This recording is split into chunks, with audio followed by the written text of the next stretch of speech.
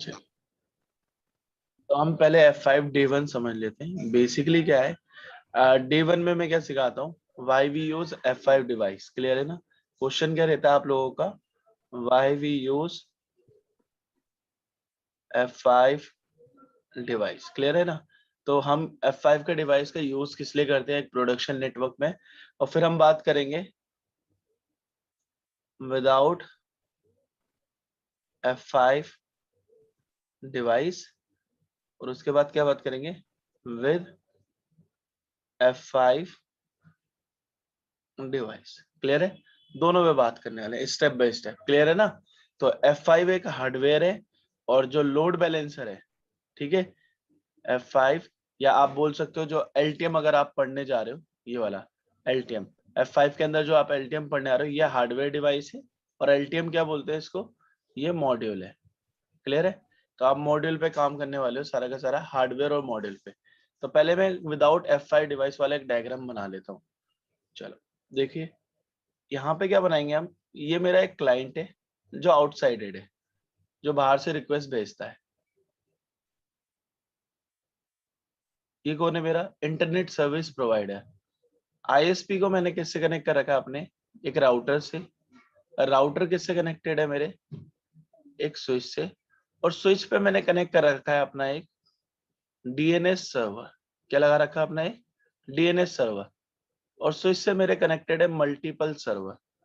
यह है server 1, server 2, यहाँ पे कौन कनेक्टेड है, सर्वर 3। क्लियर रहेगा इतना?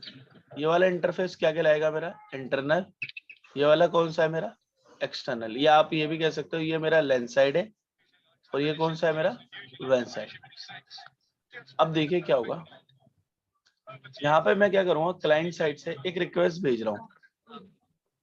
एक रिक्वेस्ट भेजूंगा, जैसे मेरे पास डीएनएस सर्वर में मैंने एक वेबसाइट होस्ट करके इन 3 सर्वर पे, जैसे मैंने लिख रखा है gentech.com, और इसकी आईपी है 11.11.11.11। क्लियर है? और ये कौन सी सर्विस यूज कर रहा है, 443, यानी 443 का मतलब HTTPS। 443 का मतलब HTTPS की सर्विस। क्लियर है इतना? चलो, अब जब ये क्लाइंट की रिक्वेस्ट आएगी, क्लाइंट क्या कह रहा है कि मैं एक रिक्वेस्ट भेज रहा हूँ, आईएसपी पे रिसीव हुई। आईएसपी ने किसको दी, राउटर को दी। अब राउटर को देने के लिए राउटर पे हमें क्या नीड होगी, पहले एक पब्लिक आईपी की। तो सारी रिक्वेस्ट किस पे आ रही है मेरी, पब्लिक हेलो आईपी पे। हेलो यस, सर, कुछ वॉइस आ रही है एक्चुअली। शायद मेरी रहमान जी, हाँ ठीक है, क्लियर है, मेरी तरफ से नहीं आ जी। रही। चलिए, क्लाइंट की रिक्वेस्ट आईएसपी पे आई, आईएसपी ने राउटर के एक्सटर्नल इंटरफेस पे दी, लेकिन वो किस किस आईपी पे आ रही है, पहले रिक्वेस्ट पब्लिक आईपी पे। अब राउटर ने इस रिक्वेस्ट को कहां पे फॉरवर्ड करा, इंटरनल।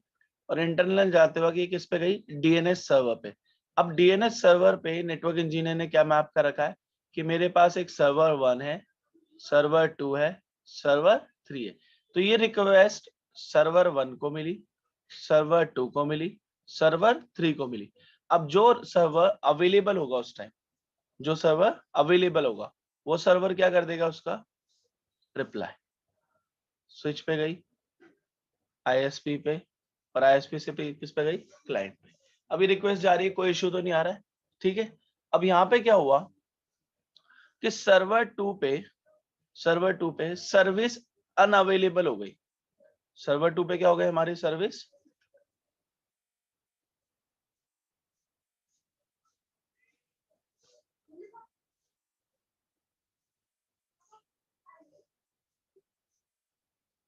अनअवेलेबल हो गई है। चलिए, अब दोबारा से क्लाइंट रिक्वेस्ट भेजा है, क्लाइंट ने रिक्वेस्ट भेजी, आईएसपी में मिली। आईएसपी ने किसको फॉरवर्ड करी, राउटर को। राउटर ने किसको फॉरवर्ड करी, स्विच को। स्विच ने किसको दिया, डीएनएस सर्वर को। अब डीएनएस सर्वर के पास ऐसा कोई मैकेनिज्म नहीं होता है जिससे वो आपके सर्वर पे रनिंग सर्विस की डिटेल ले सके कि वो अवेलेबल है या अनअवेलेबल है। तो सर्वर 2 ने सभी को ये रिक्वेस्ट क्या कर दिया, अपने फॉरवर्ड। अब सर्वर 1 और सर्वर 3 वहां पे बिजी थे, और सर्वर 2 ने इस रिक्वेस्ट को एक्सेप्ट नहीं करा। तो ये जो रिक्वेस्ट थी आपकी, यहाँ पर आके क्या हो गई है, ड्रॉप। अब इस केस में क्या होगा, क्लाइंट के पास एक मैसेज आएगा, क्लाइंट के पास एक मैसेज आएगा जो आप लोगों ने देखा होगा, आपके ब्राउजर में आता है, this site can't be reachable. ये मैसेज आया कभी आप लोगों को ब्राउजर पे, this site can't be reachable, बताएं। यस यस ये मैसेज आता है क्योंकि डीएनएस सर्वर के पास कोई मैकेनिज्म नहीं होता अगर सर्विस डाउन हो जाए तो। क्लियर है? तो पहला इशू हमें मिल चुका है, तो मैं लिख देता हूं यहाँ पे, DNS server don't have any mechanism to know service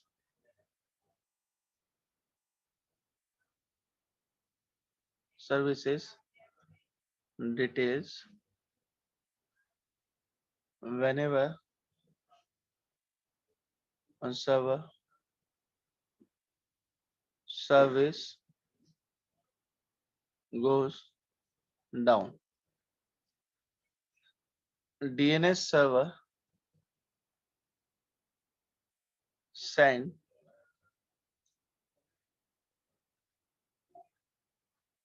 request all servers. तो वो क्या करता है आपका जो डीएनएस सर्वर है, जब भी रिक्वेस्ट आएगी वो सभी सर्वर्स पे भेज देता है। एक और मैकेनिज्म है, सपोज कर लो अगर मैं बोल दूं यहाँ पे कि जो सर्वर 2 था वो डाउन ही हो गया है, सर्वर 2 क्या हो गया आपका, डाउन हो गया है, लैन केबल ही अटैच नहीं है। इस केस में क्या होगा भाई, क्लाइंट अगेन रिक्वेस्ट भेजेगा, रिक्वेस्ट आईएसपी को मिलेगी, आईएसपी अपने राउटर को देगा, राउटर किसको देगा, इंटरनल जाएगा, इंटरनल से आपके डीएनएस सर्वर, डीएनएस सर्वर पे कितने सर्वर मैप है, सर्वर 1, सर्वर 2 और सर्वर 3। ये रिक्वेस्ट मैसेज सभी सर्वर को दोबारा मिलेगा। सर्वर 1 और सर्वर 3 अगर दोबारा से यहाँ पर क्या है आपके बिजी, तो सर्वर 2 को मिलनी है दोबारा से रिक्वेस्ट, लेकिन सर्वर 2 क्या हो रखा है यहाँ पे अभिषेक जी, डाउन। इस केस में भी डीएनएस सर्वर के पास कोई मैकेनिज्म नहीं होता कि उसे पता हो कि मेरे लैंड साइड में जो सर्वर्स है वो अवेलेबल है या अनअवेलेबल है। क्लियर है? तो डीएनएस सर्वर के पास ऐसा कोई मैकेनिज्म नहीं है जिससे वो आपकी सर्विस की रीचेबिलिटी चेक कर सके या आपकी डिवाइस की रीचेबिलिटी। क्लियर है अंकित जी, अभिषेक जी, क्लियर है इतना? Yes sir yes sir. चलो अब दूसरा इशू भी आता है, जो मेन इशू है वो बता देता हूँ मैं आपको।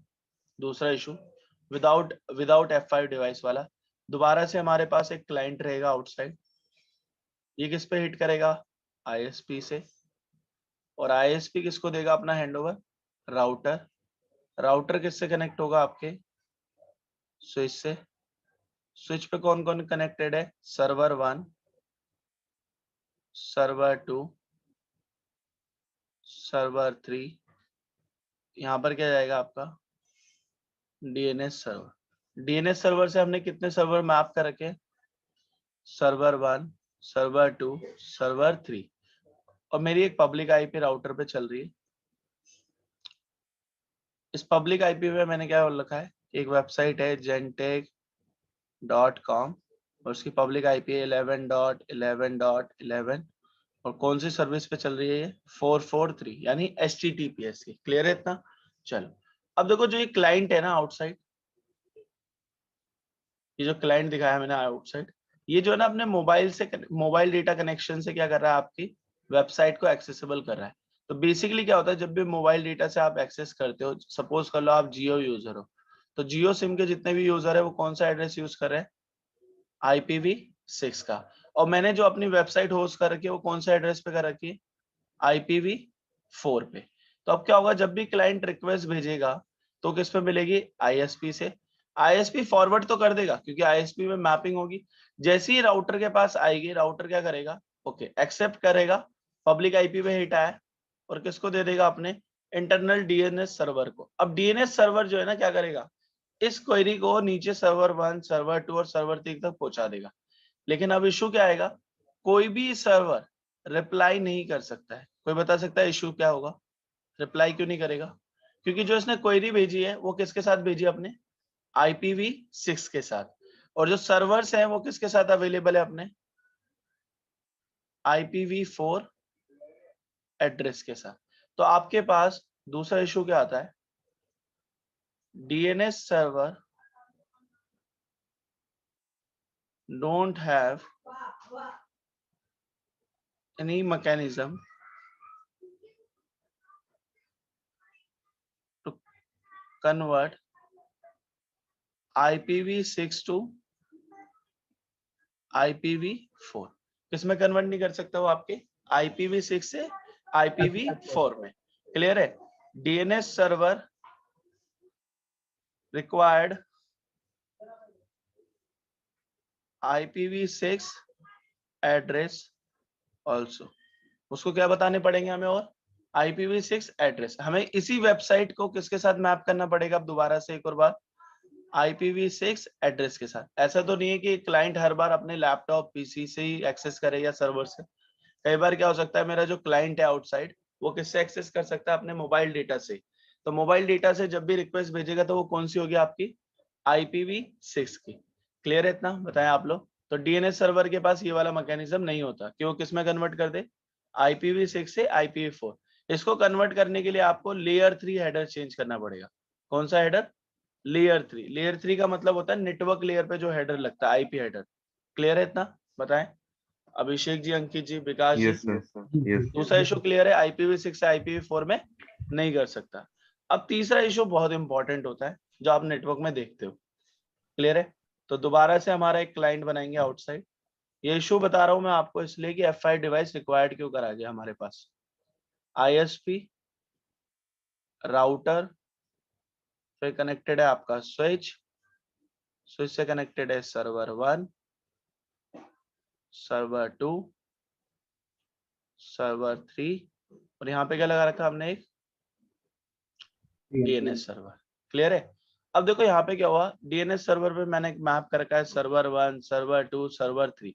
लेकिन इससे पहले आप मेरी एक डिटेल देखो। जो सर्वर 1 है इस पे जो रैम है, रैम क्लियर है ना, रैंडम एक्सेस मेमोरी प्रोसेसिंग के लिए यूज करते हो आप लोग। तो रैम जो है सर्वर 1 की, वो रैम लिख रहा हूं मैं यहाँ पे, इसकी रैम है 8 GB। कितनी रैम है, 8 GB। इसकी जो हार्ड डिस्क है वो है 500 GB। कितनी है, 500 GB। सर्वर 2 की जो रैम है वो है 16 GB और 1 टेराबाइट की इसके पास स्टोरेज है। सर्वर 3 की जो रैम है वो है 4 GB। क्लियर है? और इसकी स्टोरेज कितनी है, 250 GB। क्लियर है इतना? सर्वर 1 के पास है i3 प्रोसेसर, सर्वर 2 के पास है i7 और सर्वर 3 के पास है i5।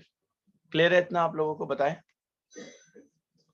अब देखो क्या होगा, यहाँ पे मैंने एक पब्लिक आईपी ले रखी है, उस पर मैंने कौन सी वेबसाइट होस्ट कर रखी है, gentek.com 11.11.11.11 और सर्विस कौन सी है, 443।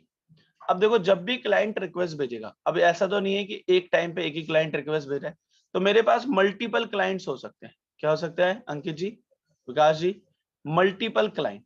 अब ये सारे के सारे क्लाइंट क्या कर रहे हैं, सारे के सारे क्लाइंट क्या कर रहे हैं, मुझे रिक्वेस्ट भेज रहे हैं वेबसाइट एक्सेस करने के लिए। तो ISP पे रिसीव हुई, ISP ने सभी रिक्वेस्ट को किसको दे दिया, राउटर के एक्सटर्नल इंटरफेस को। राउटर ने इन सभी रिक्वेस्ट को कहां भेजा, इंटरनल पे। सर यहाँ पे जैसे ही DNS सर्वर पे आई, DNS सर्वर ने क्या बोला, इन सभी रिक्वेस्ट को किसमें भेज दिया, सर्वर 1, सर्वर 2, सर्वर 3, सभी को डिवाइड करके भेज दिया। क्लियर है? अब यहाँ पे प्रॉब्लम क्या आती है, यहाँ पे प्रॉब्लम क्या आती है, सभी को रिक्वेस्ट मिल रही है। अब सबसे पहले कौन सा रिप्लाई कर सकता है, सबसे पहले सर्वर, कौन सा सर्वर रिप्लाई करेगा इन रिक्वेस्ट के लिए, सर्वर 2। क्योंकि सर्वर 2 के पास जो रैम है वो कितनी है, 16 GB, हार्ड डिस्क कितनी है, 1 टेराबाइट, और प्रोसेसर क्या है उसके पास, i7। आप देखिए यहाँ पे सबसे हाईएस्ट कॉन्फ़िगरेशन किसकी है, सर्वर 2 की।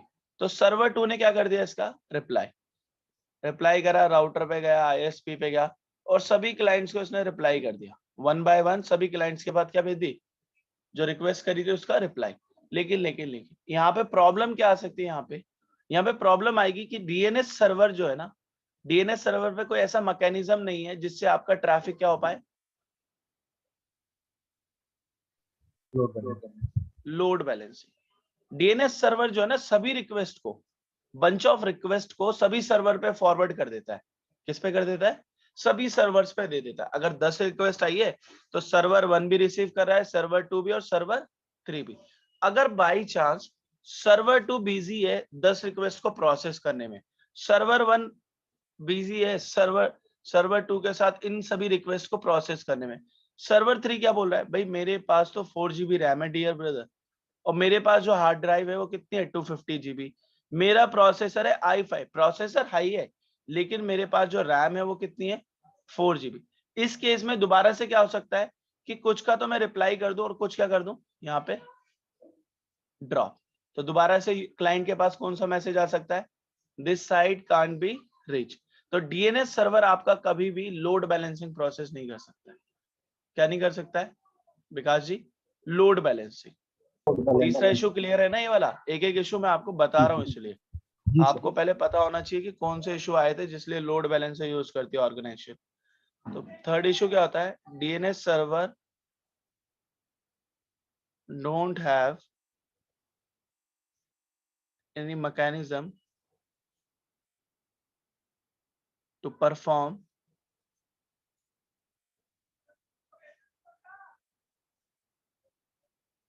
Load balancing. क्लियर है, DNS server forward all request inside lens server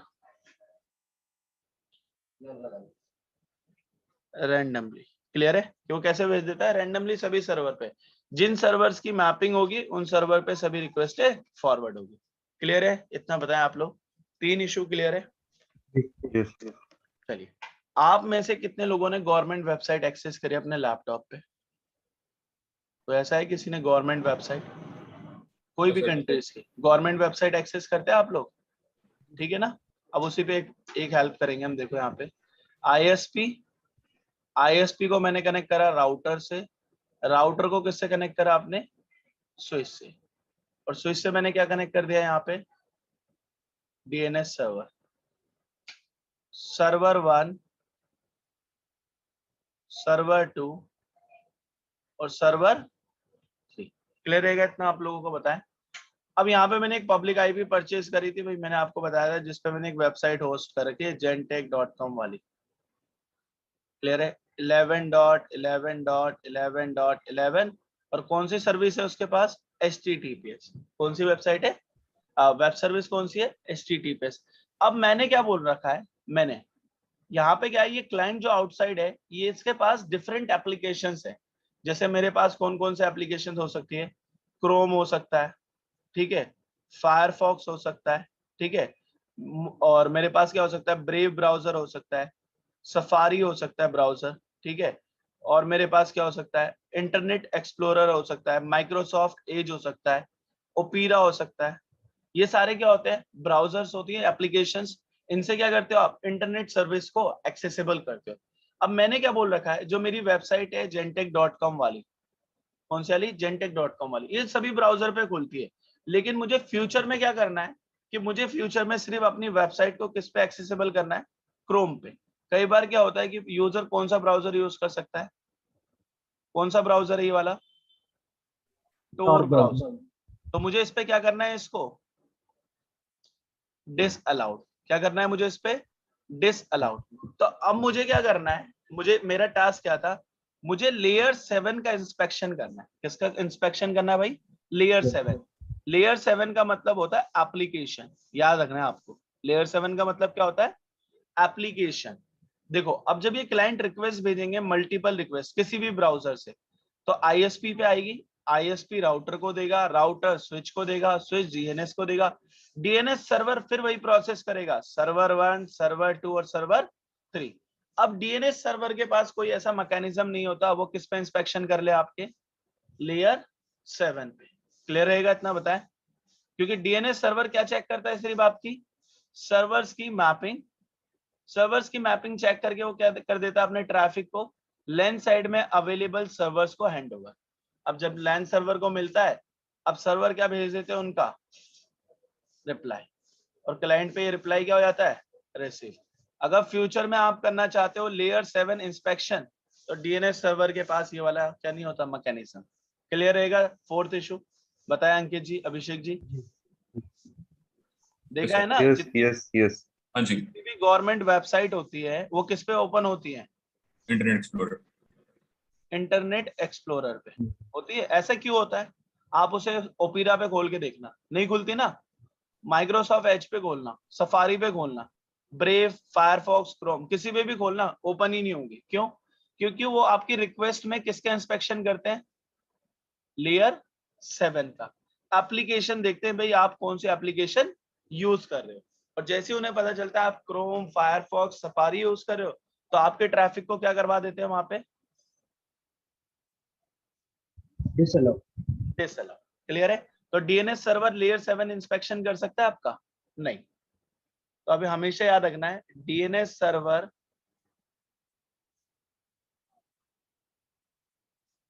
don't have any mechanism to do layer 7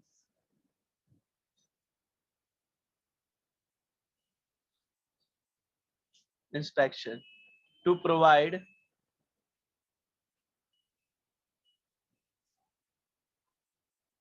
full proxy design। क्या प्रोवाइड नहीं करता भाई आपको? कि प्रोवाइड कर दे फुल प्रॉक्सी डिजाइन। क्लियर रहेगा इतना? और ये फोर्थ इशू था। इसके बाद एक और इशू आता है जो नेटवर्क में रनिंग नेटवर्क होता है प्रोडक्शन, उसमें आपको देखने को मिलता है। कौन सा वाला है आप लोगों को पता है? देखिए, ये क्लाइंट बनाऊंगा आउटसाइड। क्लाइंट किससे कनेक्ट कर दिया मैंने? आईएसपी। आईएसपी क्या है मेरा? Internet service provider. ये राउटर है, इससे मैंने क्या कनेक्ट करा? अपना एक स्विच। और स्विच को कनेक्ट किससे कर दिया मैंने? DNS server. सर्वर 1, सर्वर 2, और यहाँ पे क्या कनेक्ट कर दिया? सर्वर 3। अब आप में से कितने लोगों को ये पता है कि पब्लिक आईपी भी होती है और प्राइवेट आईपी भी होती है? आप बताएं मुझे, कितने लोगों को पता है पब्लिक आईपी भी होती है, प्राइवेट भी होती है? हाँ सर। यस यस पता है ना आप लोगों को? अच्छा मुझे बताओ, Yes. पब्लिक आईपी क्या करती है? Internet service accessible direct. Private IP कर सकती है? नहीं। नहीं अब मैंने लास्ट टाइम आपको बताया था, आई थिंक लास्ट टाइम मैंने डिस्कस भी करा होगा, कि भाई एक सिंगल पब्लिक आईपी पे कितने कनेक्शन रिक्वेस्ट भेज सकते हो आप? 65,000। 65,000। बहुत बढ़िया। 65535। क्लियर है? अब एक बार बताओ, 65,000 कनेक्शन भेजो, बढ़िया है, कोई इशू नहीं आ रहा, मुझे कोई इशू नहीं है। मेरे पास जो दूसरा इशू आता है कि जब भी एक क्लाइंट रिक्वेस्ट भेजेगा ना, क्या भेजेगा? रिक्वेस्ट भेजेगा, तो इसका एक डेटा फ्लो दिखाना है मेरे को। तो क्लाइंट की आईपी है 1.1.1.1 और सर्वर 1 की आईपी है 20.10, 20.20, 20.30। क्लियर है? और इस इंटरनल इंटरफेस की आईपी है 20.1 और इस डीएनएस सर्वर पे आईपी दे रखी है मैंने, सपोज कर लो 20.5। क्लियर है भाई?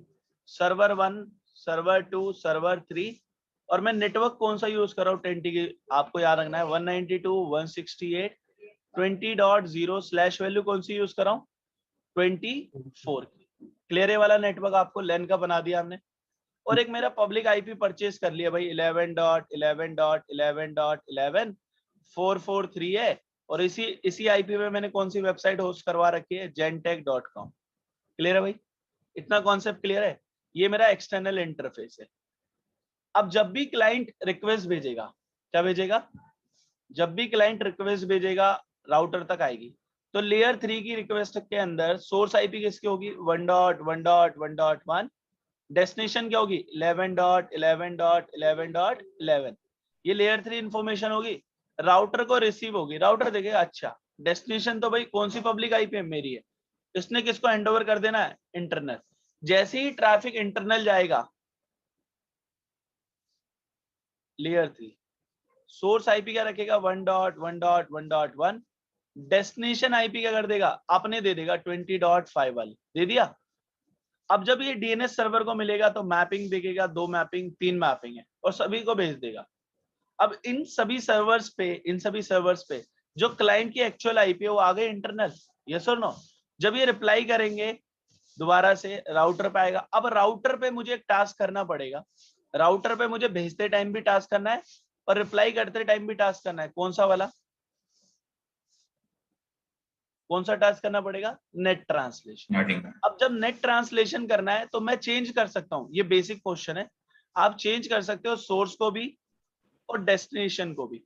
बस प्रॉब्लम क्या आने वाली है आपको ये देख लो, इशू नंबर जो आपका आएगा 5th नंबर होगा आई थिंक, जो पब्लिक आईपी होगी, कौन सी आईपी?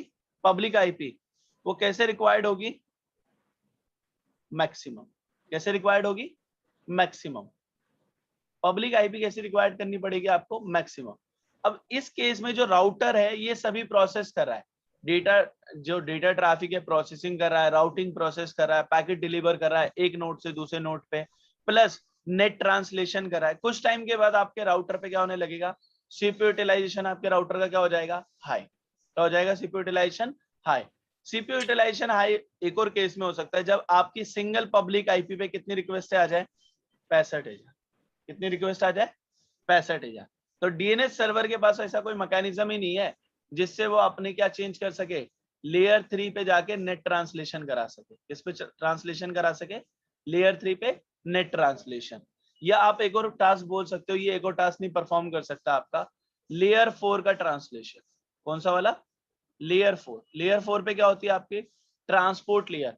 कि क्लाइंट रिक्वेस्ट भेज रहा है, भाई क्लाइंट को लग रहा है मैं जो रिक्वेस्ट भेज रहा हूँ वो किसको भेज रहा हूँ? 80 नंबर पे, और जब वो इंटरनल जाए भाई वो किस पे मिले मुझे?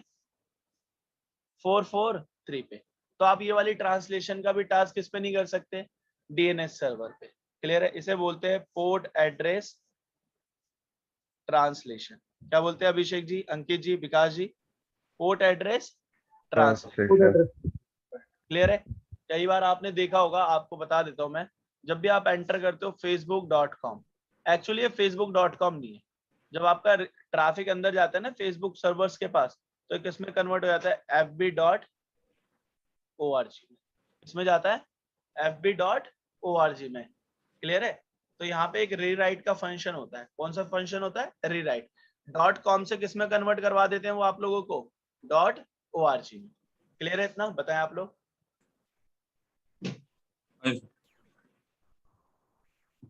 इश्यूज क्लियर है? बताएं आप लोग। Yes yes. अब F5 डिवाइस लगाना जरूरी पड़ रहा है या नहीं, आप लोग बताएं।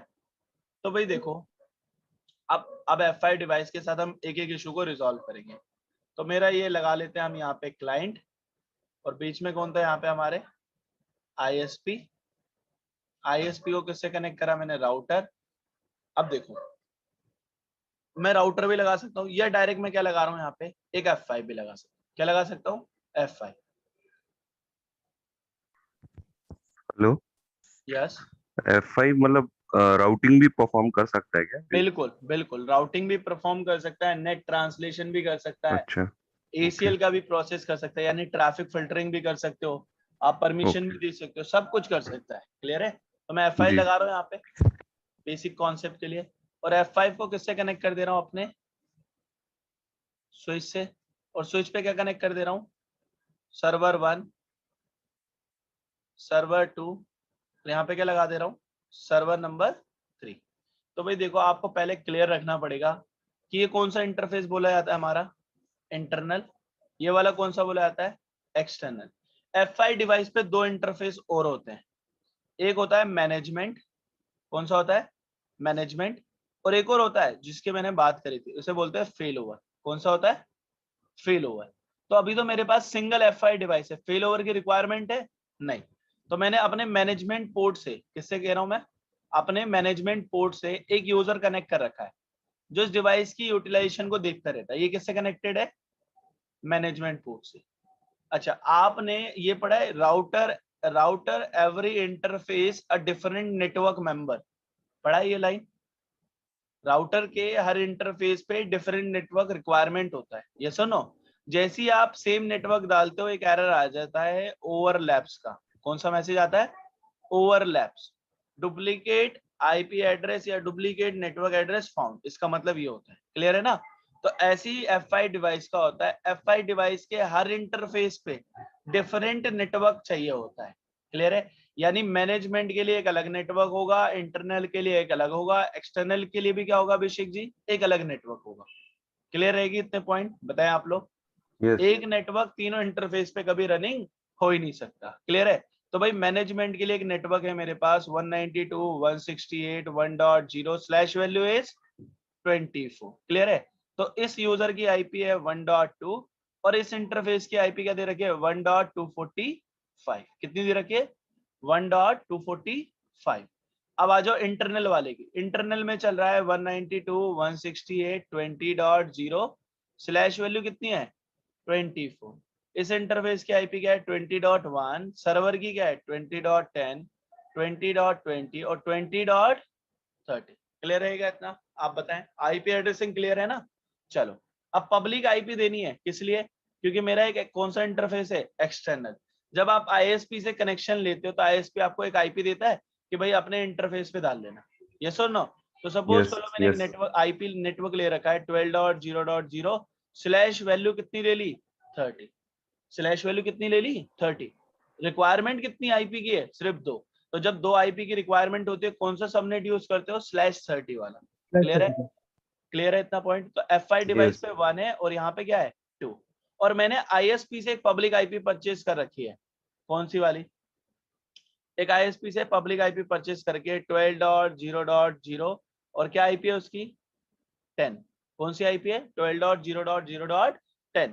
इसी पे मैंने कौन सी सर्विस अलाउ कर रखी है 443 की।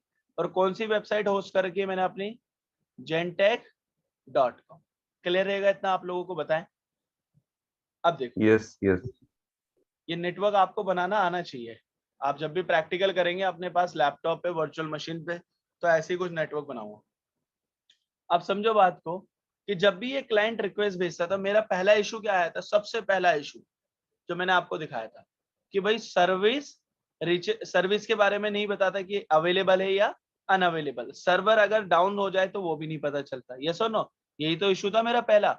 DNS server don't have any mechanism to know service details whenever service goes down DNS server send request all server। भाई अगर सर्वर डाउन हो या सर्विस तो DNS सर्वर तो क्या करता है सभी सर्वर को क्या भेज देता है रिक्वेस्ट भेज देता है। तो अब यहाँ पे देखो F5 डिवाइस वो रिजॉल्व करेगा। क्या करेगा? रिजॉल्व। अब F5 डिवाइस क्या करता है इस इशू को रिजॉल्व करते चलेगा साथ साथ। तो इशू नंबर कौन सा? ये पहला, याद रखना आप लोगों को, ठीक है? तो F5 डिवाइस पे क्या बोल रहा हूं मैं? F5 डिवाइस पे एक क्या चल रहा होता है कॉन्सेप्ट मॉनिटर। क्या चल रहे होते हैं? मॉनिटर। मॉनिटर क्या करते हैं? मैं मॉनिटर लगा सकता हूं। मैंने क्या बोला? मुझे अपने लेंस साइड में 2 मॉनिटर यूज करने हैं। एक यूज करना है HTTPS का। कौन सा यूज करना है? HTTPS का। और एक मॉनिटर यूज करना है ICMP का। कौन सा यूज करना है? ICMP। किसके लिए? सर्वर के लिए। क्लियर है? HTTPS का मॉनिटर का मतलब भाई मैं क्या चेक करूंगा इससे? रीचेबिलिटी चेक करने के लिए ICMP है मेरा। और अवेलेबिलिटी चेक करने के लिए सर्विस की अवेलेबिलिटी चेक करने के लिए सर्विस की कौन सा मॉनिटर है मेरे पास? HTTPS। तो ये जो मॉनिटर होते हैं ना कुछ सेकंड्स में अपने प्रॉब मैसेज भेजते हैं लेंस साइड में। अब जब ये प्रॉब मैसेज जाता है तो सर्वर F5 डिवाइस क्या बोलता है? भाई सोर्स में कौन है 20.1 और डेस्टिनेशन में कौन है? कभी सर्वर 1 होगा, कभी सर्वर 2 होगा, कभी सर्वर 3 होगा। और ये मैसेज कौन कौन से भेजेगा? HTTPS और ICMP। अब इन सर्वर्स को क्या करना पड़ेगा?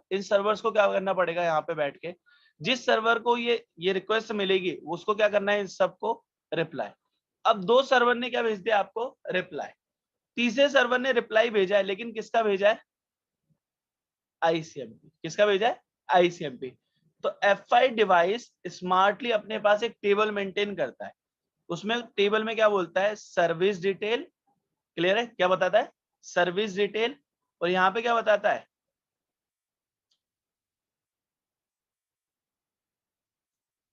आप यहाँ पे लिख सकते हो रीचेबिलिटी। क्या लिख सकते हो यहाँ पे अंकित जी? रीचेबिलिटी। सर्वर 1 पे अगर कौन सा कलर आ रहा है? Green colour. क्या आ रहा है? Green colour. तो वो क्या है? अवेलेबल है सर्विस के लिए। सर्वर 1 रीचेबिलिटी पे भी क्या दिखा रहा है आपको? Green colour. तो ये क्या है? अवेलेबल है। सर्वर 2 ये भी क्या है? Green colour. ये भी क्या है? सर्विस के लिए अवेलेबल है। सर्वर 2 ये भी क्या दिखा रहा है? ग्रीन कलर, यानी रीचेबिलिटी अवेलेबल है। सर्वर 3, अब सर्वर 3 पे आपके पास एक क्या आएगा मैसेज, कैसे कलर से आएगा, सपोज कर लो रेड। तो क्या सर्विस अवेलेबल है डियर, बताएं आप लोग, सर्विस अवेलेबल है? नहीं, क्योंकि सर्वर 3 ने रिप्लाई ही किसका करा था, सिर्फ आईसीएमपी का। किसका करा था? आईसीएमपी का। तो सर्विस पे कैसा मार्क दिखा दिया उसने, रेड मार्क। और दूसरा देखो, जब सर्वर 3 की रीचेबिलिटी की बात हुई तो उस पे कैसा मार्क दिखा रहा है वो आपका, ग्रीन कलर। इतना क्लियर है? ये कौन सी टेबल बताई, सर्विस की, सर्विस अवेलेबल है या नहीं, या रीचेबिलिटी एक्सेसिबल है या नहीं। अब देखो यहाँ पे क्या हुआ, इस क्लाइंट ने मल्टीपल रिक्वेस्ट भेजी, क्लियर है भाई, अलग अलग ब्राउजर से इसके बहुत सारे भाई बैठे हुए, सबने रिक्वेस्ट भेजी। ये सारी रिक्वेस्ट मेरे एफआई डिवाइस पे आई। एफआई डिवाइस के कहां पर आती है, एक्सटर्नल पे। लेकिन एक्सटर्नल के लिए वो किस पे हिट करता है, सबसे पहले किस पे हिट आया, पब्लिक आईपी पे। जैसे ही पब्लिक आईपी पे हिट आता है, एफआई डिवाइस का पहला प्रोसेस होता है to check how many server available with service. क्या चेक करता है सबसे पहले, how many server available with services. कौन बता सकता है कि कितने सर्वर अवेलेबल है सर्विस के साथ? सर्वर 1, तो सर्वर 2। तो अब तो एफआई डिवाइस स्मार्टली सभी रिक्वेस्ट को जब इंटरनली भेजता है ना, तो सिर्फ 2 ही सर्वर को देता है, सर्वर 3 के पास नहीं भेजता है, क्योंकि सर्विस के अंदर उसको क्या कर रखा है उन्होंने, रेड मार्क। क्लियर है भाई? यानी वो क्या हो रखा है सर्विस के लिए, अनअवेलेबल। क्लियर रहेगा इतना प्रोसेस? यही तो इशू था ना आपका डीएनएस सर्वर के साथ, कि भाई डीएनएस सर्वर के पास कोई ऐसा मैकेनिज्म था ही नहीं जिससे आपकी सर्विस प्लस रीचेबिलिटी का पता कर पाओ। तो एफआई डिवाइस ने रिजॉल्व कर दिया, क्या भेज के, आपके मॉनिटर्स। मॉनिटर का मतलब समझ लो एक प्रॉब मैसेज भेजता है कि आप जिंदा हो या नहीं, कीप अलाइव मैसेज की तरह। किसकी तरह? कीप अलाइव मैसेज की तरह। पहला इशू रिजॉल्व हुआ या नहीं, आप लोग बताएं मुझे, तभी मैं सेकंड इशू को रिजॉल्व करके दिखाऊंगा। क्लियर है इतना? कोई डाउट है तो हो गया, आप पूछ। हो गया सर। हो गया।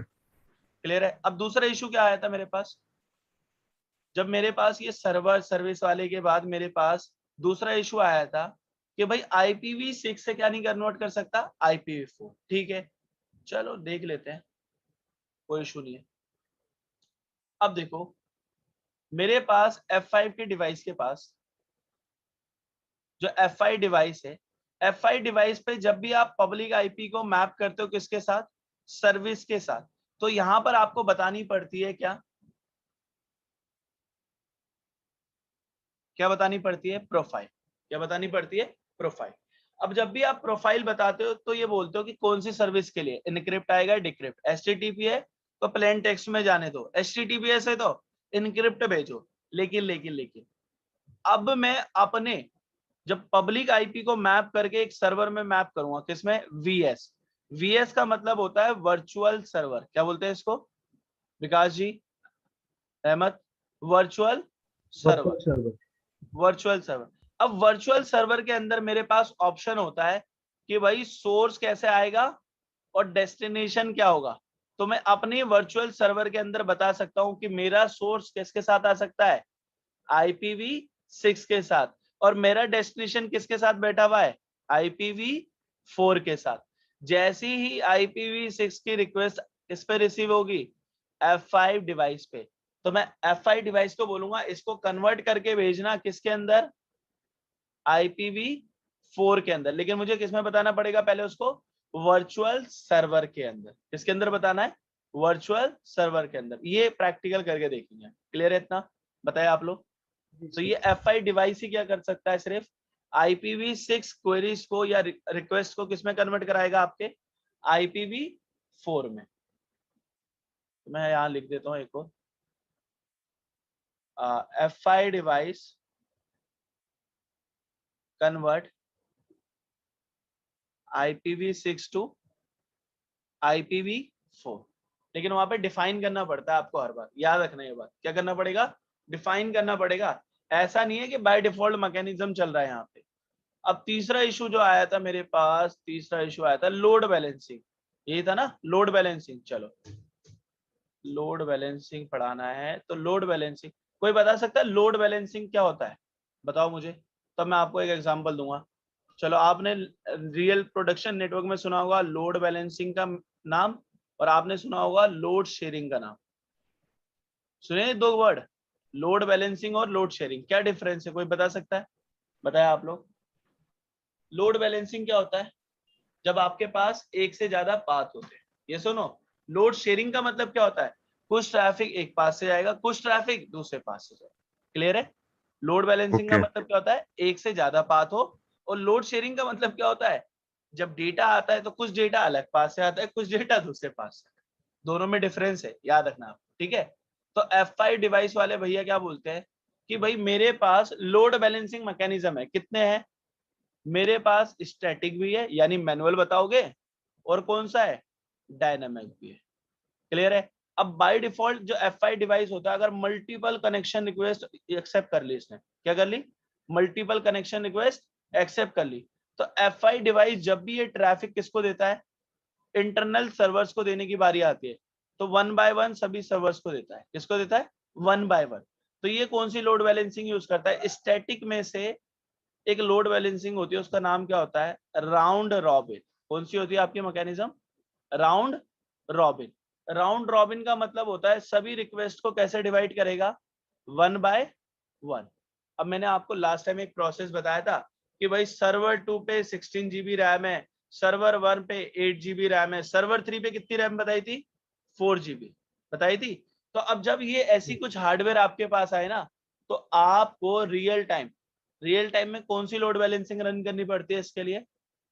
डायनेमिक। कौन सी लोड बैलेंसिंग करनी पड़ेगी? डायनेमिक। क्लियर है इतना पॉइंट? तो सर्वर्स पे आपको, अगर आपको लगाना है कि मेरे सर्वर्स के हार्डवेयर डिपेंडेंसी हो रहे, कि मेरे हार्डवेयर जैसा होगा वैसे लोड बैलेंस हो, तो डायनेमिक यूज करना। लेकिन by default F5 device use round robin load balancing. कौन सी लोड बैलेंसिंग यूज करता है? बताया आप लोग, राउंड रॉबिन लोड बैलेंसिंग। और राउंड रॉबिन का मतलब क्या होता है? ट्रैफिक कैसे करेगा? लाइन में भेजते टाइम कोई बता सकता है? पहले सर्वर 1 को मिलेगी एक रिक्वेस्ट, फिर सर्वर 2 को सर्वर मिलेगी, 2 को, सर्वर 3 को, 3 को। One by one. लेकिन प्रॉब्लम है ना भाई, रियल टाइम में ऐसा तो नहीं है ऑर्गेनाइजेशन सारे सर्वर 64 GB के लेके रख दिए हैं। नहीं, कई बार क्या हो सकता है कि सर्वर 1 पे CPU यूटिलाइजेशन क्या हो? 90%। सर्वर 2 पे यूटिलाइजेशन कितना हो? 60%। सर्वर 3 पे यूटिलाइजेशन कितना हो? 40%। तो अब इस केस में सबसे ज्यादा रिक्वेस्ट वो किसको दे रहा था स्टैटिक वाले केस में?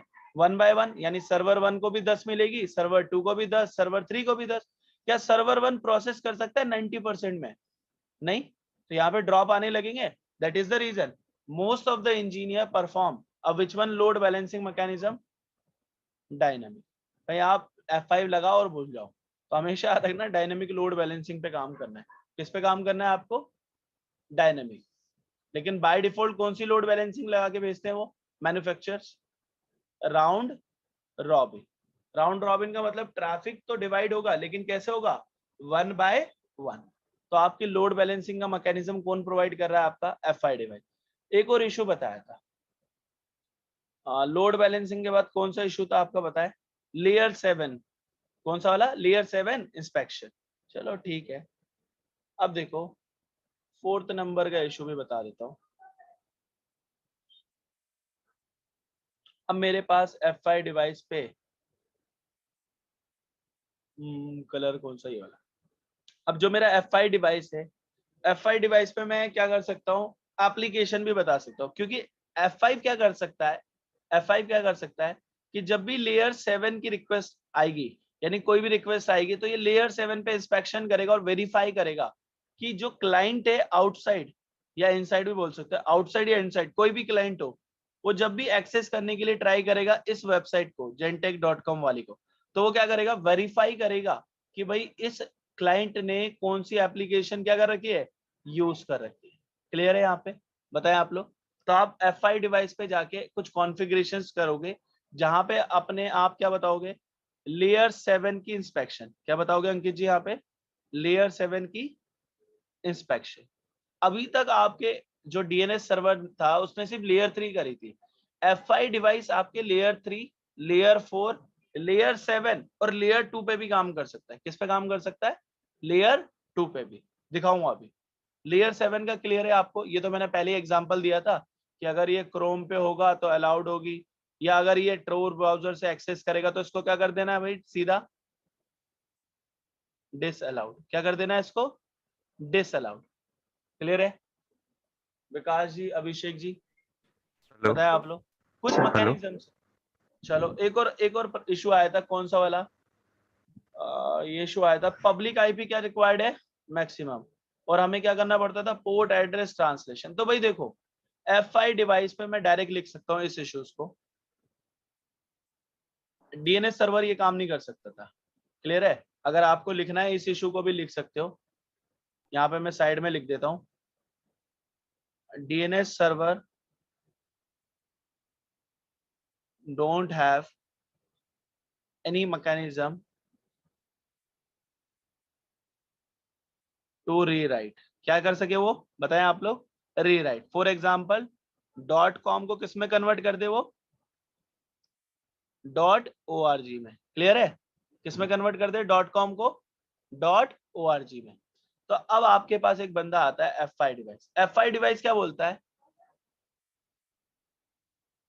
FI device have feature to perform rewrite feature. कौन सा फीचर यूज कर सकते हो यहाँ पे अभिषेक जी आप लोग? Rewrite feature. रीराइट का मतलब जब भी आपकी रिक्वेस्ट आएगी .com पे, और आप जब भी लेन साइड में भेजोगे तो किसमें कन्वर्ट कर दोगे उसको? .org में। क्लियर है? एक और इशू रिजॉल्व कर सकते हो 6 नंबर का, इसके लिए मुझे लिखना ही पड़ता है हर बार। तो ये क्या कर सकता है? FI डिवाइस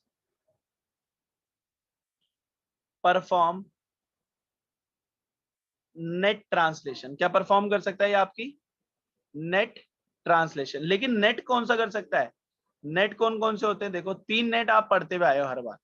एक होता है स्टैटिक, एक होता है डायनामिक, और एक होता है आपका पैट, जिसको क्या बोलते हो आप?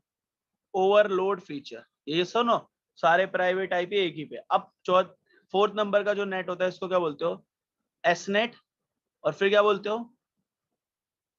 D net. क्या बोलते हो इसको? एस नेट और डी नेट। इसका मैं डेटा फ्लो दिखा दूंगा आपको। देखो, इसका डेटा फ्लो दिखाना पड़ेगा मुझे नेट का। कैसे दिखेंगे? देखो, एक क्लाइंट बना लो आउटसाइड। क्लाइंट के आईपी लिख दो 1.1.1.1।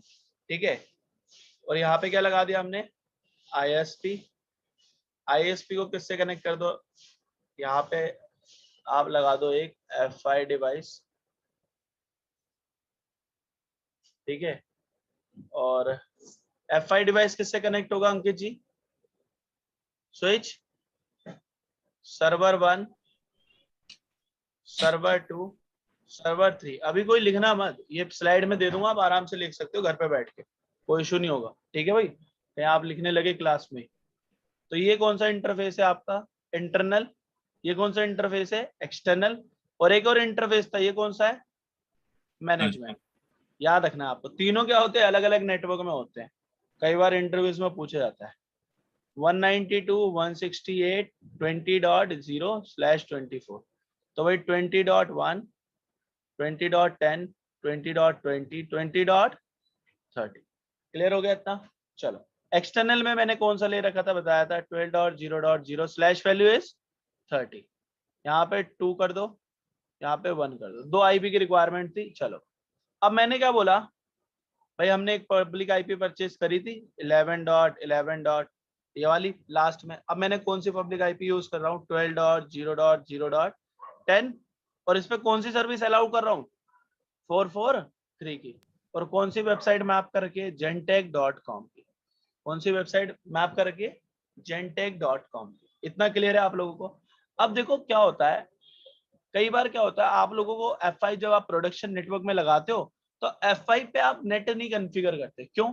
आपको डेटा फ्लो पता होना चाहिए।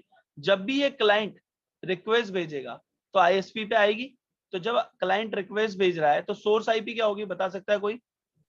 लेयर 3 पे 1.1.1.1। और डेस्टिनेशन क्या होगी? डेस्टिनेशन 12.0.0.10 आपने डायरेक्ट पब्लिक आईपी हिट करा, आईएसपी ने उठा के आपको F5 पे तक दिया। F5 ने देखा मेरी पब्लिक आईपी तो यही है भाई, इस पब्लिक आईपी पे क्या कौन सी सर्विस है, 443 की है। चलो कहाँ भेज रहा हूं मैं इसको, कौन से लेन में भेज रहा हूँ, इंटरनल। अब जब इंटरनल में भेजता हूं तो F5 डिवाइस बाय डिफॉल्ट क्या परफॉर्म करता है।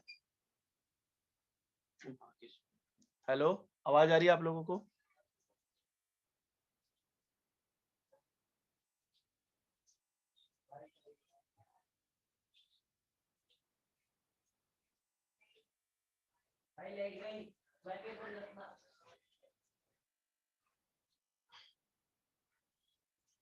आवाज आ रही है आप लोगों को, बताएं। हेलो, सर अब आ रही है। आ रही है? कोई इशू नहीं, कोई इशू नहीं। एक सेकेंड रुकिए, एक बार रिकॉर्ड। अब क्लियर है आप लोगों को, बताएं। अंकित जी, अभिषेक जी, रहमान, विकास जी, क्लियर है? चलो, यस जब F5 डिवाइस रिक्वेस्ट लेता है, इंटरनल देता है, तो वो क्या परफॉर्म करता है आपका, डीनेट। क्या परफॉर्म करता है, डीनेट। अब डीनेट क्या है, DNAT called destination network address translation. क्या बोलते हैं, destination network address translation.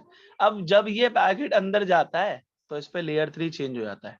Source IP क्या रहती है, 1.1.1.1, डेस्टिनेशन क्या कर देता है 20.10। ये अब जो ये सर्वर दिया है ना, ये रैंडमली सिलेक्ट होता है, किस पे डिपेंड होता है, लोड बैलेंसिंग पे। किस पे डिपेंड होता है भाई, लोड बैलेंसिंग पे। अब जब इस सर्वर को मिलेगा तो ये सर्वर रिप्लाई करेगा, F5 को भेजेगा, F5 दोबारा इधर आ जाएगा, फिर दोबारा से यहाँ पे लैंड। लेकिन अभी की केस में क्या प्रॉब्लम आ रही है, जो मेरा सोर्स है वो डायरेक्ट किसको पता चल रहा है, मेरे सर्वर्स को। किसको पता चल रहा है, सर्वर्स को। अब मैं ऐसा भी कर सकता हूं कि अपने F5 डिवाइस पे बैठ के एक और ट्रांसलेशन परफॉर्म करूं। कौन सी वाली करूं translation, source net. Source net. Clear है? तो सोर्स नेट में क्या करूंगा, अब मैं 3 है मेरे पास, देखो 3 होती है, या तो मैं स्टैटिक बता दूं या डायनेमिक बता दूं। क्लियर है? अब स्टैटिक भी हो सकती है, डायनेमिक। अब मैंने क्या बोला, एक मेरी साइट थी यहाँ पर, ये कौन सी साइट थी मेरी, दिल्ली साइट। कौन सी साइट थी, दिल्ली। अब जब भी दिल्ली के यूजर आए किसी भी पब्लिक आईपी से, वो जब F5 डिवाइस उनको इंटरनल लेके जाए ना भाई, क्या लेके जाए, इंटरनल, तो उनकी आईपी हो 11.11.11.11। क्या हो उनकी आईपी, दिल्ली वाले यूजर्स की क्या हो, 11.11.11। तो F5 डिवाइस के पास एक रिक्वेस्ट आई दिल्ली वाले यूजर से, तो दिल्ली वाले यूजर ने बोला भाई मेरी आईपी है 10.10.10.10। क्या आईपी है, सोर्स वाली 10.10.10, और डेस्टिनेशन क्या है 12.0.0.10। ये कौन सी इंफॉर्मेशन थी, लेयर 3। F5 ने रिसीव करा, F5 ने देखा 12 पे आई है, ठीक है, 443 पे है, ठीक है। लेकिन ये सोर्स आईपी किसकी है, दिल्ली की। ये किसकी है, सोर्स कौन है भैया, दिल्ली से। जब मैं इसके ट्रैफिक को अपने इंटरनल भेजूं तो फिर दोबारा से चेंज करूंगा, सोर्स आईपी क्या रखूंगा अब 11.11.11.11, और डेस्टिनेशन क्या कर दूंगा 20.10। क्या कर दूंगा 20.10। और जब दोबारा से सर्वर को रिक्वेस्ट मिलेगी तो उसमें सोर्स आईपी क्या होगा 11.11.11। क्या एक्चुअल सोर्स आईपी जा रही है आपकी इंटरनल, बताएं आप लोग, एक्चुअल जा रही है, नहीं, एक्चुअल नहीं जा रही है। अब ये कैसी है आपकी, ट्रांसलेटेड आईपी है। कैसी है, ट्रांसलेटेड आईपी। एक्चुअली ये जो है ना, जो मैंने टास्क करके दिखाया, रियल टाइम में कुछ ऐसी होता है, लेकिन रियल टाइम में जो F5 डिप्लॉय होता है ना, वो कुछ इस टाइप से होता है। अब बहुत सारे बता पाते हैं या नहीं बता पाते, रियल टाइम का डायग्राम दिखा देता हूं मैं आपको। लेकिन आईएसपी से क्या कनेक्ट करते हो आप अपना राउटर, राउटर से क्या कनेक्ट कर देते हो आप अपना फायरवॉल, फायरवॉल से क्या कनेक्ट करते हो आप अपना स्विच, और स्विच पे क्या लगा रखा होता है आपने F5। और इस स्विच से ही क्या कनेक्टेड होते हैं आपके अभिषेक जी, अंकित जी, रहमान जी, विकास जी, सर्वर्स। सर्वर्स। अब किसी ने पूछा सर आप तो बता रहे थे डायरेक्ट F5 के साथ, मेरी कंपनी में ये वाला मैप है, अब मैं कैसे करूं बताओ सर। देखो भाई बात समझो, जब ये क्लाइंट की रिक्वेस्ट आएगी आईएसपी पे जाएगी, आईएसपी राउटर को देगा, कोई दिक्कत तो नहीं है। अब राउटर पे एक स्पेसिफिक रूट होगा, इस पब्लिक आईपी को किसके साथ मैप कर रखा होगा आपने, फायरवॉल की तरफ होगा। अब फायरवॉल किसको हैंडओवर करेगा ये सारा ट्रैफिक, F5 को। F5 डिवाइस वही सारा प्रोसेस करेगा, लोड बैलेंसिंग चेक करेगा, कितने सर्वर अवेलेबल है, कौन कौन सी सर्विस है, और किसको दे देगा रिक्वेस्ट, सर्वर 1, सर्वर 2 और सर्वर 3 को, 1 बाय 1। क्लियर है? अब देखो प्रॉब्लम क्या आती है यहाँ पे, प्रॉब्लम क्या आती है, जब सर्वर रिप्लाई करेगा तो सर्वर के पास गेटवे आईपी होनी चाहिए, यस और नो? क्या होनी चाहिए? Gateway IP. अब गेटवे आईपी सपोज कर लो आपने फायरवॉल की दे रखी है, तो आया तो था जब किस पे गया था, F5 पे, और जब रिप्लाई करा तो कहां से निकल के चला गया भाई, कोई दिख रहा है? बताएं आप लोग। जब आया था तो कहां से आया था, F5, और जब जा रहा है तो कहां से निकल के जा रहा है, डायरेक्ट फायरवॉल। अब इसमें क्या होता है, एसिमेट्रिक राउटिंग कहते हैं इसको, क्या बोलते हैं, एसिमेट्रिक राउटिंग। क्लियर है भाई? एसिमेट्रिक राउटिंग का मतलब होता है कि आप आए तो किसी और पास से थे और जा किसी और पास से रहे हो। दैट इज द रीजन यहां पर हमें क्या करना पड़ेगा, F5 डिवाइस पे बैठना पड़ेगा। F5 डिवाइस पे एक नेट का फीचर होता है जो बहुत इंपॉर्टेंट होता है आपका, उसको बोलते हैं एसनेट ऑटो मैप। क्या बोलते हैं इसको? एसनेट ऑटो मैप। देखो भाई एग्जांपल के लिए बना देता हूं मैं आप लोगों को, कंफ्यूजन ना हो, नहीं तो बोलोगे सर पूरी क्लास में समझ में आया, ये वाला टास्क नहीं बन पाया, तो यही मुझे सीखना था, मेरी कंपनी में तो यही चल रहा है। चलो देखो, जब ये क्लाइंट भेजेगा तो 1.1.1.1 ये किसके आईपी होगी, सोर्स। डेस्टिनेशन क्या होगी, चलो डेस्टिनेशन मान लो वही है 12.0.10। क्लियर है? ये कौन सी इंफॉर्मेशन है, लेयर 3 राउटर पे आई, राउटर ने किसको दिया, फायरवॉल, फायरवॉल ने किसको दे दिया, F5।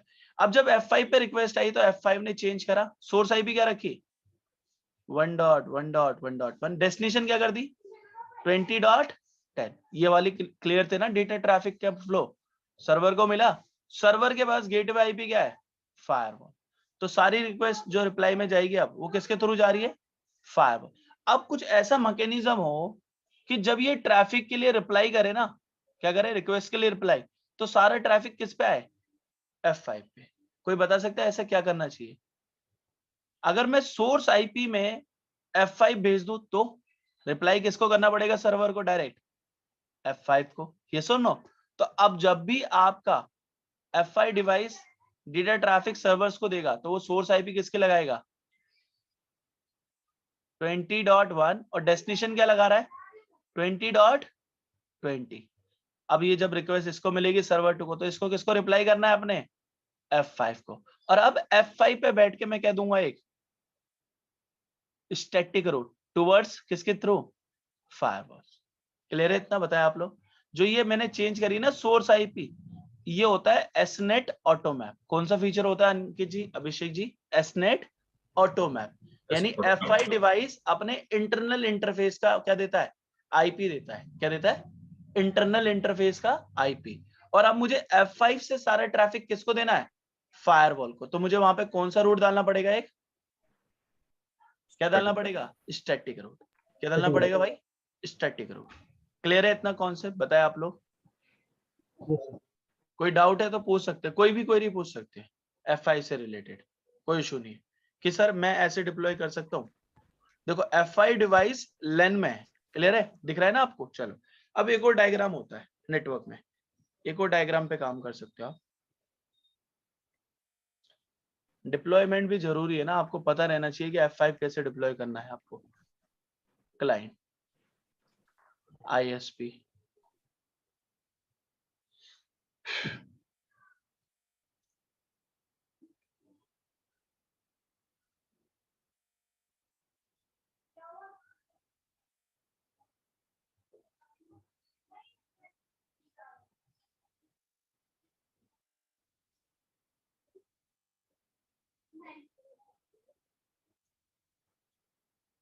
क्लियर है भाई? ये वाला डायग्राम दिख रहा है। अब इसमें F5 डिवाइस कैसे कनेक्टेड है बताना आप लोग। इंटरनेट सर्विस डायरेक्ट एक्सेस ले रहा है, यस और नो? इंटरनेट सर्विस क्या ले रहा है, डायरेक्ट एक्सेस ले रहा है। चलो अब मैंने ये इसमें क्यों ऐसा बनाया डायग्राम, इसमें ऐसा डायग्राम क्यों है, क्योंकि इसी स्विच से मेरे कुछ क्या कनेक्टेड है, क्या कनेक्टेड है, मेरे यूजर्स। अब मैं F5 डिवाइस को डायरेक्ट राउटर के साथ भी ज्वाइन कर सकता, लेकिन बताना क्या था दोबारा से, कि जब भी क्लाइंट की रिक्वेस्ट आएगी, क्लाइंट की रिक्वेस्ट आएगी ISP राउटर, अब राउटर पे आएगी तो इसको मिलेगी, फिर इसको मिल जाएगी, कोई इशू नहीं होगा। लेकिन जब क्लाइंट वेबसाइट को एक्सेस करेगा तो यहाँ पर आएगी, F5 स्विच को देगा, फिर सर्वर्स, मल्टीपल सर्वर्स।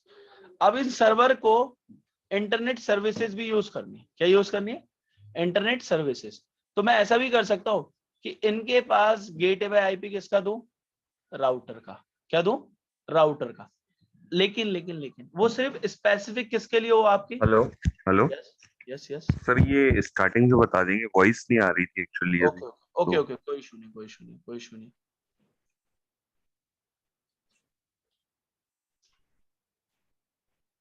चलिए देखिए, जब ये क्लाइंट रिक्वेस्ट भेजेगा सिर्फ आपके यूजर से बात करने के लिए, तो आईएसपी से राउटर, राउटर से स्विच, और स्विच से किसको मिल जाएगी? यूजर को। लेकिन लेकिन लेकिन अब जब ये क्लाइंट आपके सर्विस के लिए भेजेगा रिक्वेस्ट, तो आईएसपी किसको देगा? F5। F5 किसको देगा? सर्वर्स को देगा। क्लियर हो गया? अब यहाँ पे क्या प्रॉब्लम है? सर्वर रिप्लाई कर देगा, कोई दिक्कत नहीं, F5 से ही ट्रैफिक जाएगा, मजा आएगा, कोई दिक्कत नहीं। अभी तो बताया था कौन सा फीचर चला दोगे आप जाके वहां पे? एसनेट ऑटोमैप। कौन सा फीचर चलेगा अंकित जी, विकास जी, रहमत? एसनेट ऑटोमैप। तो यहाँ से सोर्स आईपी जाएगी, तो ये सर्वर को देना ही किसको पड़ेगा रिप्लाई? F5 को। लेकिन लेकिन लेकिन अब यहाँ पर क्या बोला गया है कि भाई स्पेसिफिक इंटरनेट सर्विसेज यूज करनी है आपको, स्पेसिफिक इंटरनेट सर्विस यूज करनी है आईएसपी की। Server 1, server 2, server 3। मुझे विंडोज अपडेट करनी है। क्या अपडेट करनी है? विंडोज। तो मैं चाहता हूं कि सारी की सारी इंटरनेट सर्विसेज कहां से यूज करूं मैं? राउटर से। कहां से यूज करूं? राउटर से। तो मैं ऐसा भी कर सकता हूं कि सर्वर के पास गेटवे किसका हो? सर्वर के पास गेटवे किसका हो? राउटर का। और लेकिन जब बाहर से बंदा है तो उसकी सारी रिक्वेस्ट के लिए रिप्लाई किसको करेगा? सर्वर, F5 को। ऐसा भी टास्क अचीव कर सकते हो। तो यहाँ पर क्या होता है, F5 डिवाइस पे आप पढ़ के आएंगे, F5 डिवाइस को आप कैसे डिप्लॉय कर सकते हो? 1 आर्म डिप्लॉयमेंट भी होती है इसकी, ठीक है, और 2 आर्म डिप्लॉयमेंट भी होती है। कौन कौन सी होती है? 1 आर्म डिप्लॉयमेंट, 2 आर्म डिप्लॉयमेंट। ये बात करेंगे कैसे डिवाइस को हमें डिप्लॉय करना है। लेकिन बेसिकली जो हम टास्क बनाएंगे वो कैसा टास्क होगा, अभी के लिए बता देता हूँ। टास्क क्या होगा आपका? हमारा एक क्लाइंट होगा आउटसाइड, आईएसपी होगा, फिर क्या लगा दूंगा मैं? एक F5 डिवाइस। F5 डिवाइस को किससे कनेक्ट कर दूंगा? स्विच। और स्विच से क्या कनेक्टेड होंगे आपके? Server. Server 1, server 2, server 3। 3 interface clear करे थे ना मैंने। कौन कौन से? ये कौन सा है? एक्सटर्नल। ये कौन सा है आपका? इंटरनल। और ये कौन सा है? मैनेजमेंट। ठीक है, फेल ओवर भी बताया था। फेल ओवर कब लगता है वो भी बताऊंगा। लेकिन मैंने जब ओवरव्यू दिया था, जब आपको बेसिक ओवरव्यू दिया था F5 का, तभी बताया था कि मैंने आईपी सर्विसेज पढ़ा है सीसीएनए में कि किस लिए यूज होता था? गेटवे रेडिडेंसी अचीव करने के लिए। किसके लिए होता था बताएं? गेटवे रेडिडेंसी अचीव करने के लिए। तो गेटवे रेडिडेंसी को अचीव करने के लिए आप ये वाले सारे प्रोसेस को यूज कर सकते हो। क्लियर है? बताएं। चलो चलो ठीक है ठीक है। एक छोटा सा टास्क बता देता हूँ, मेरे को पढ़ाना जरूरी है आप लोगों को। जैसे आप रियल प्रोडक्शन नेटवर्क में जाते हो तो आप एक सर्विस यूज करते हो। कौन सी? डीएनएस। कौन सी सर्विस यूज करते हो आप लोग? DNS services. डीएनएस का मतलब होता है, ऐसे बोलते हैं, फुल फॉर्म क्या होती है इसकी? Domain name system. क्या बोलते हैं इसको? Domain name system. Actually DNS क्या करता है? रिजॉल्व करता है आईपी टू नेम को। और किसको रिजॉल्व करता है ये? Name to IP. ये तो आपने पढ़ के आए, कोई इशू नहीं। अब नई चीज हम पढ़ेंगे ना। चलो, यूज कौन सा प्रोटोकॉल करता है? यूडीपी या टीसीपी? बताएं आप लोग। यूडीपी। बहुत बढ़िया, जबरदस्त, शानदार, जिंदाबाद। ये लो देखो, यूडीपी का पोर्ट नंबर भी होता है भाई। पोर्ट नंबर का मतलब इसका रोल नंबर क्या है प्रोटोकॉल के वर्ल्ड में? 53। चलो, अब किसी ने पूछा कि भाई हमने तो पढ़ा था डीएनएस में मैसेजेस भी होते हैं, तो 2 मैसेज नहीं होते, 3 होते हैं। कौन सा? डीएनएस क्वेरी, डीएनएस रिप्लाई, तीसरा भी होता है डीएनएस क्वेरी नॉट रिजॉल्व। कितने मैसेज होते हैं? 3। अब जो ये क्वेरी नॉट रिजॉल्व वाला मैसेज है, ये जब आता है जब आपके पास एक मैसेज आता है this site can't be reach. कौन सा मैसेज आता है? This site can't be reach, तब आता है ये। क्लियर है? अब देखो कई बार क्या पूछा जाता है, जैसे आप F5 के बेसिस पे जाके इंटरव्यू दोगे तो उनका क्वेश्चन होता है how to verify IPv4 IPv6 DNS query. कोई बता सकता है इसका आंसर? मैं तो बता ही दूंगा। कोई क्वेश्चन, कोई लॉजिक बताएं आप लोग। ये क्वेश्चन पूछा जाता है कई बार, जैसे आप प्रोडक्शन नेटवर्क में भी हो तो पूछेंगे कि कैसे करोगे भाई क्वेरी को, पता कैसे करोगे कि वो IPv4 है या IPv6? बताएं आप लोग। अंकित, NS लुकअप से कर सकते हैं। NS लुकअप, अच्छा। और बताए, और कोई यूजर? आराम से बताए, कोई टेंशन नहीं है, पैसे नहीं लगेंगे, बस बर्गर पार्टी कर सकते हैं हम लोग। बताओ और कोई दिक्कत? चलो देखो, बेसिकली आपके पास जो IP एड्रेस होते हैं वो कितने टाइप के होते हैं? IPv4 और दूसरे कौन से होते हैं? IPv6। ठीक है, अब सपोज करो ये एक क्लाइंट है। क्या है यहाँ पे विकास जी? क्लाइंट है। जब ये क्लाइंट IPv4 यूज करता है, एड्रेस कौन से यूज करता है? IPv4, और कौन सा मैसेज भेजता है? DNS query. तो ये कौन सी क्वेरी बोली जाएगी? IPv4। इस क्वेरी के अंदर, DNS क्वेरी के अंदर इनसाइड एक फील्ड होती है, कौन सी वाली? Type field. कौन सी होती है? Type field. उसमें लगाता है सिंगल ए। क्या लगाता है भाई? सिंगल ए। सिंगल ए का मतलब होता है ये कौन सी क्वेरी भेज रहा है? IPv4। अगर इसने गलती से IPv6 यूज करा और इसने कौन सा मैसेज भेजा है यहाँ पे अंकित जी? DNS query. तो दोबारा से इसके इनसाइड टाइप फील्ड में अब लग के जाते हैं 4 टाइम ए। कितने ए लगते हैं भाई? बताएं आप लोग। 4 टाइम ए। और ये कौन सी क्वेरी कहलाती है आपकी? IPv6। That is the reason DNS server drop the data request. यही रीजन था। आपको देख रहा है, मैं दिखा भी देता हूँ वायरशार्क पे। क्लियर है ना इतना? क्वेरी मैसेज में दिखाऊंगा, क्वेश्चन होता है और आंसर मांगता है कि मुझे वेबसाइट की IP दे दो भाई। क्या दे दो? वेबसाइट की IP दे दो। तो एक वायरशार्क टूल होता है, जो अभी प्रोडक्शन नेटवर्क में होंगे उनको पता है कि मॉनिटरिंग के लिए यूज होता है। किसके लिए यूज होता है? मॉनिटरिंग, पैकेट कैप्चरिंग, फिल्टरिंग, सब कर सकते हो। तो वाईफाई अडेप्टर को एक्सेस कर लो।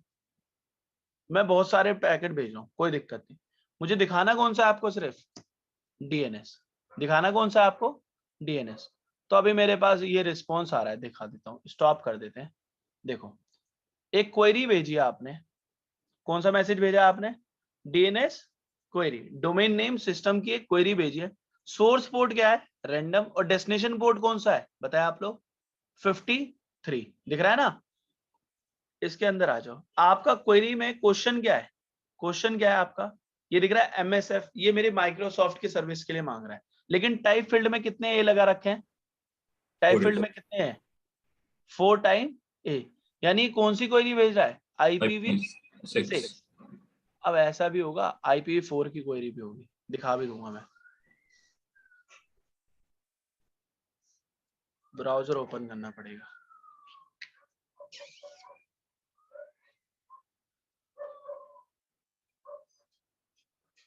चलो चलो चलो, स्टॉप कर दो बस। ये लो, ये स्टैंडर्ड क्वेरी भेज रहे हो भाई। अब google.com कौन है उनके बारे में पूछ लो। दिख रहा है ना google.com। और टाइप फील्ड में कितने ए जा रहे हैं? सिंगल है। दैट मींस IPv4 और IPv6। IPv4 याद रखना आप लोगों को। और इसने क्वेश्चन पूछा DNS.google कि गूगल की IP बता दे भैया। तो उसका क्या आना चाहिए था इसके पास? होस्ट का एड्रेस। और वो कौन सा एड्रेस मांग रहा है? ए का मतलब IPv4 का। गूगल देगा, टेंशन मत लो। ये क्वेरी है, इसका रिस्पॉन्स आता है। क्या है वह? आंसर दे रखा है ना? ले लो। ये क्या दे रखा है? 142, 250, 194, 14। ये है क्या? ये दिखा देता हूँ। एक टैब ओपन कर लेते हैं, बहुत सारे टैब है आज तो। ये लो, एक टैब ओपन करो और यही IP एंटर करूंगा और गूगल खुल जाएगा। 142, 250, 194.14। ये लो, यही डाली थी हमने या कुछ और डाल दिया मैंने?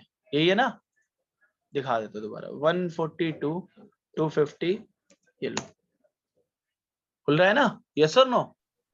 तो Yes, sir. google.com की क्वेरी भेजी थी कि गूगल का आईपी क्या है, लेकिन कौन सा आईपी मांग रहा था? IPv4। और मोबाइल डेटा जब यूज करके करते हो रिक्वेस्ट, क्या भेजता है वो? IPv6। तो टाइप फील्ड का बहुत याद रखना है आप लोगों को। क्लियर है इतना पॉइंट? तो मैं अब आपको बता देता हूँ बुक्स कौन सी प्रेफर करनी है। इतना क्लियर है ना? Why we use FI device, DNS query clear है आप लोगों को? बताए Ankit ji, Abhishek ji. Yes Yes, sir. Problem तो नहीं है भाई? देखो थ्योरी में ऐसे ही पढ़ाता हूँ लिख के, और मैं सारा ऐसे ही पढ़ाऊंगा, लिखा हुआ ही पढ़ाऊंगा। कोई मैं स्लाइड एक क्वेश्चन पूछना था। हाँ जी। नॉर्मली जैसे अपन डीएनएस में जो बनाते हैं सर्वर, तो हाँ उसमें ए रिकॉर्ड में तो मतलब मैंने तो अभी तक एक ही आईपी देखा। जैसे आपने 3 सर्वर लिए थे ना, अगर हाँ हमारे 3 एप्लीकेशन सर्वर है तो हाँ। वो मतलब कैसे करेंगे? अगर मतलब 3 सर्वर पे सेम वो एप्लीकेशन को हो जाता है? मैप कैसे? हाँ हो जाता है, माइक्रोसॉफ्ट सर्वर वाले करते हैं सारे, जो ओके सर्वर्स होते ओके हैं वो करते हैं। लेकिन मैंने आपको ओके ओके दिखाया पॉसिबल है। ओके ओके तो ओके ओके जैसे ओके आपके एक लैन अडेप्टर पे 50 आईपी दे सकते हो, 100 आईपी दे सकते हो, वैसे आप DNS सर्वर पे मैप कर सकते हो। Okay okay. तो ये आपका था आज का F5 डे 1 का सेशन। मैं आपको बता देता हूँ बुक कौन सी प्रेफर करनी है, ठीक है? मैं बुक दिखा देता हूँ आपको। डी ड्राइव कहाँ पे होते हैं बुक? सॉन्ग PDF, सिस्को में जाओ, F5 LTM, लोड बैलेंसर ये वाला है।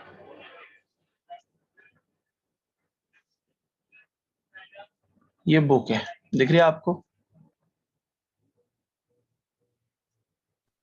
इस बुक को प्रेफर करना है। एज इट इज जो मैं पढ़ाऊंगा वो सेम इसमें ही मिलेगा, ठीक है? सारा का सारा। इसमें आप कौन कौन से पढ़ सकते हो? LTM GTM के भी इसमें ही है, ASM WA भी पढ़ सकते हो, वेब एक्सेलरेशन, एंटरप्राइज मैनेजर भी पढ़ सकते हो। तो इसमें सारी डिटेल्स होती है सारी। यही बुक प्रेफर करता हूँ मैं। क्लियर है? तो ये बुक आप पढ़नी है आराम से, कोई इशू नहीं आएगा। इसमें बिल्कुल स्टेप बाय स्टेप जैसे मैं पढ़ा रहा हूँ, डेटा फ्लो समझा रहा हूँ, सब है। तो पहले हम कल जो हमारी नेक्स्ट क्लास होगी उसमें क्या सीखेंगे? इंस्टॉलेशन, इनिशियलाइज, एक्सेस सीखेंगे, ठीक है? लैब सेटअप कैसे करना है, क्लियर है? कौन कौन से इंटरफेस होते हैं, डिप्लॉयमेंट कैसे करनी है। तो मैं आपको कुछ लैब सेटअप की फाइल भी फॉरवर्ड कर देता हूँ आपके गूगल ड्राइव पे। क्लियर है ना? रिकॉर्डिंग जी स्टॉप कर दूं मैं? बताइए आप यस लोग।